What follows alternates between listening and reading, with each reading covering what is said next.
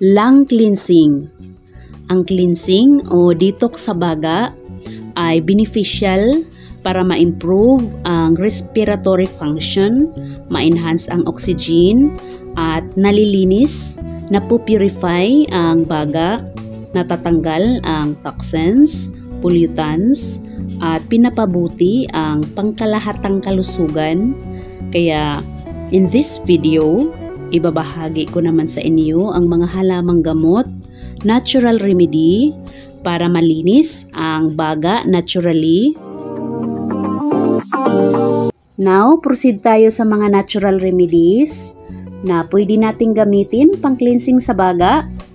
So, una, tulsi or sangig. Ang sangig ay isang malakas na purifying, antibacterial, at antiseptic na mabisang panlinis sa baga. Sinusuportahan ng tulsi ang kalusugan ng respiratory, nakakatulong sa paglaban ng sipon, trangkaso, at allergy. Dahil nalilinis ng tulsi ang mga daanan ng hangin o airways at baga, ang tulsi ay isa sa ideal idagdag sa garden dahil sa marami nitong gamit. Una, sa medicinal uses. Pangalawa, ginagamit din ito sa culinary. Pangatlo, magsisilbi rin ito bilang aromatherapy. Ang amoy ng tulsi ay kilala sa pagkakaroon ng calming at soothing effect sa body and mind.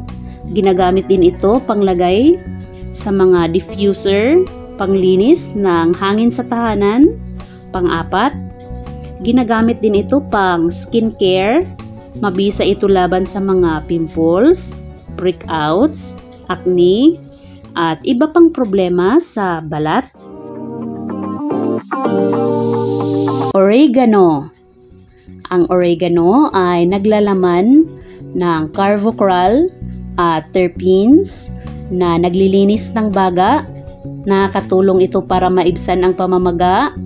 Mabisa ito para mabawasan ang kasikipan at pinapabuti ang daloy ng hangin at kalusugan ng baga. Maaari itong inumin as tea at beneficial rin ang paggamit ng sariwang katas. Ideal ito haluan ng lemon at honey para maneutralize ang lasa. Mint. Ang menthol sa mint ay isa sa kilalang pinakamabisa para sa mga problema sa baga, sa respiratory. Nakakatulong ito na mapawi ang paninikip ng dibdib, ma-reduce ang ubo, magbigay ng lunas sa mga kondisyon ng respiratory tulad ng hika, bronchitis. Nagtataglay din ito ng mga anti-inflammatory properties, mabisang gamot sa pamamaga.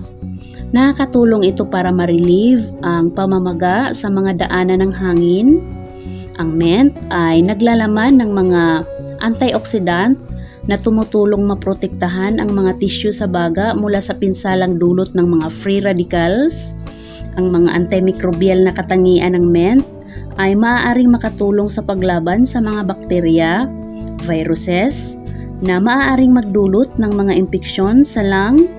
Makakatulong ito na palakasin ang immune system at ma-reduce ang posibilidad ng mga sakit sa baga. Eucalyptus. Ang eucalyptus ay may potensyal na benepisyo para sa paglilinis ng baga dahil sa mga katangian nito bilang expectorant at decongestant. Makakatulong ito sa pagluwag ng mucus or sa uhog at pagpapagaan ng pagsikip sa paghinga. Ang eucalyptus ay isa sa mga halamang gamot na pinakakilala na mabisang gamot para sa baga. Nakakatulong ito sa pagpapagaan ng mga problema sa paghinga tulad ng ubo, hika, sipon at bronchitis. Tungkol sa paggamit, maaari ito gawing tea at beneficial din ang paggamit ng eucalyptus oil sa diffuser. Kapag walang diffuser, makakatulong na rin ang simpleng paglanghap Turmeric or luyang dilaw. Ang luyang dilaw ay kapaki-pakinabang sa kalusugan, nagbibigay ginhawa sa lahat ng sintomas ng ubo, sipon, trangkaso. Dagdag pa dito, ang pag-inom ng turmeric ay nagtatanggal ng mucus at isang mabisang panglinis ng baga. Ang curcumin sa turmeric ay epektibong relief sa pamamaga sa mga daanan ng hangin o airways. Maaari rin itong maprotektahan ang baga mula sa mga pinsalang dulot ng pollution, paninigarilyo. Sa katunayan, natuklasan sa mga pag-aaral na ang paggamit ng curcumin ay nagre-resulta ng pagbuti sa function sa baga. At halimbawa, kapag walang magamit na luyang dilaw, maaaring gamitin or pwedeng i-substitute ang luya. Pwede ito gamitin or inumin as tea. Pwede rin ang sariwang katas. At kapag hindi available ang mga unang nabanggit, pwede rin tayong gumamit ng green tea, sambong, tawa-tawa, bay leaf, at damong Maria. Ang pollution, chemicals, usok at dumi sa paligid sa hangin na nalalanghap natin sa araw-araw ay mga pangunahing dahilan ng komplikasyon, sakit o kaya pagkasira ng baga. Una, paghihina ng function sa baga. Maaaring mahirapan ang baga para mapaayos ang pagpapalitan ng oxygen at carbon dioxide na humahantong sa pagbaba ng kapasidad ng baga. Pangalawa, respiratory infections. Ang mahinang baga ay mas madaling kapitan ng mga infections tulad ng pulmonya, bronchitis, at tuberculosis. Pangatlo, chronic obstructive pulmonary disease o COPD. Ang ganitong kondisyon kadalasan dahil sa prone sa mga pollutants o kaya paninigarilyo. Ang COPD ay nagdudulot ng paghihirap sa paghinga at naaapektuhan ang kalidad ng buhay.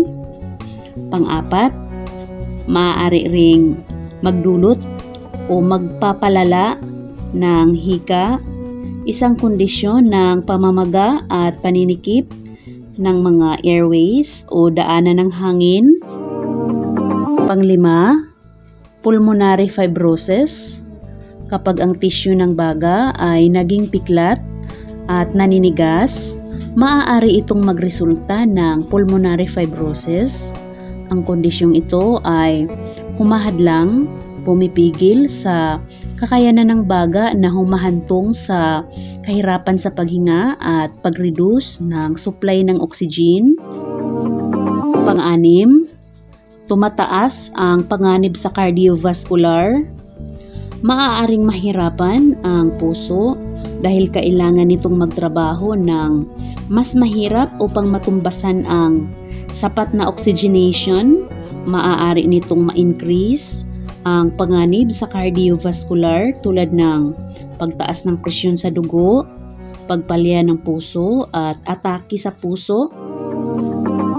At para tuluyang makaiwas sa mga sakit sa baga, mag-steam therapy o kaya mag-steam bath, lumanghap ng malinis na hangin o kaya bumili ng air purifier, regular na mag-exercise, mag-healthy eating tulad ng gulay at prutas, regular na magpa-araw, at uminom ng maraming tubig. Ayan lang for now. Again, ang purpose ng video na ito ay pang-informational at hindi pamalit sa mga medical experts advice and treatment. Ugaliing magpa-check up. Maraming salamat sa panonood and may God bless us all.